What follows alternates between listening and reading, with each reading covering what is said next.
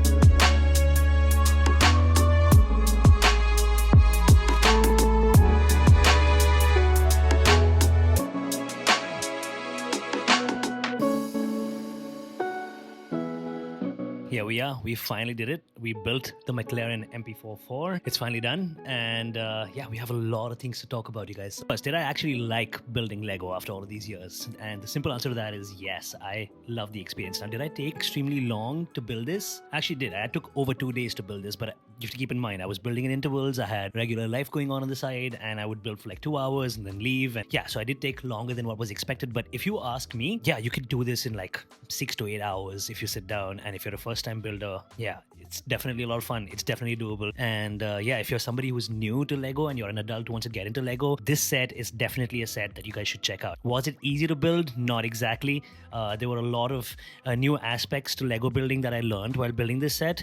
That's probably because Lego has evolved over the years since the last time I put my hands on a Lego set. So that definitely makes a ton of difference. But yeah, I learned a lot while I was building this, and I realized that everything is super streamlined. And I use the Lego Builders app. You do get the instruction manual with every Lego set that you buy, but I think the Builders app is nicer because you can rotate the pieces. It's like a 360 spatial video of each block that you have to put together. Yeah, so was it fun? Yes. And am I going to be doing this in the future? That's something that you're going to be super excited to hear about. Is yes, I am going to be doing this in the future. We are starting a new series on the channel called Harbour Builds, which goes right in line with our Life at Sea series or the Sailor Diary series, however you want to look at it. When I'm home on land, I think I want to invest more time building Legos, and I want to build more collections, especially of themes such as Star Wars and Marvel and DC, definitely Formula One, definitely Technique builds, because I think those are way more advanced than the Icons build theme that I used here. Harbour Builds, welcome to you, episode 1. This is officially episode 1. Breakdowns on and reviews on different Lego sets that I actually build, and I'm also going to tell you about the experience and how good the set was to build. Main character of the set, that is Ayrton Senna. Senna was one of the greatest Formula One drivers alive, and I think they've done a brilliant job with this set.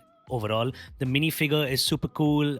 Senna has his uniform printed on the front and the back, so that detail is really nice to have. What I love the most is this guy here, the little helmet that they've given. That's Senna's original colors on the helmet. I think the way they've made a stand for him is really nice. They put him on a pedestal, on a podium. Essentially, that's where he belongs. Just the fact that Lego has Formula One in their Icons theme when they have a Formula One theme of their own is very cool, because it shows how much respect Senna is being given right here. So that's really nice. You need this guy right here. This is the stand where you're going to keep your Formula One car, where you keep the McLaren MP4. It talks about the 1988 Formula One Constructors Championship, which is what this car is famous for. It gives you a little write-up ahead with a sticker. It basically raced 16 Grand Prix. They had 15 wins, 15 pole positions, 11 of which were by Alain Prost, who was the other McLaren legendary driver. He's also, I think, a 3-time world champion. And 12 of these races were won by Ayrton Senna, who this theme is actually around. Formula One fan, looking at the car, my mind is blown. Look, guys, when I built Lego last, I was a kid. So I was building basic stuff, right? There wasn't a lot of themes at that point. It was very basic Lego blocks, and it wasn't as detailed as what this is. But looking at the car right now,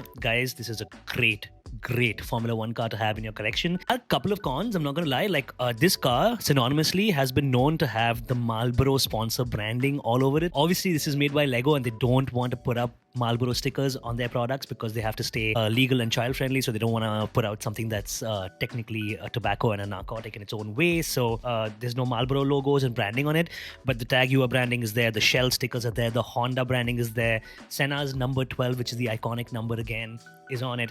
They have the Senna logo on the car, which I found was really great. One thing I didn't like while building the set was the stickers, because I always vibrated. My hands keep shaking when I'm putting the stickers on. I wish a lot of the parts were printed. Lego starts implementing more prints and less stickers, because as an adult I find it really flimsy to be putting stickers on cars. Another great touch on this build is that the fact that the steering wheel actually works. It is really good. The suspensions on this car are really great as well. Like when you put your car down, you can actually feel it. Like if you push down a little bit, you can see the suspensions are doing what they're supposed to. Another thing that I absolutely love about the car are the wheels. Now they are missing the Goodyear branding, which is what this car actually had. I'm going to put up a picture of the original car so you guys can see it. The thing that I think Lego missed out is that the wheels at the back of the car should be wider than the wheels on the front of the car. That's how Formula One cars essentially are made. That's something that they dropped the ball on. But all in all, I would give this like an 8 or 9 out of 10. If you're somebody who hasn't been building Lego and you want to get back into it, is this a set that you should actually buy first, right at the beginning? Yeah, I think you can. I've enjoyed every aspect of building this car, and I think this was a great episode 1 for Harbour Builds. So we are going to be building a couple of more Legos on the channel in the near future. So stay tuned, and I'm going to see you guys in the future. Thanks.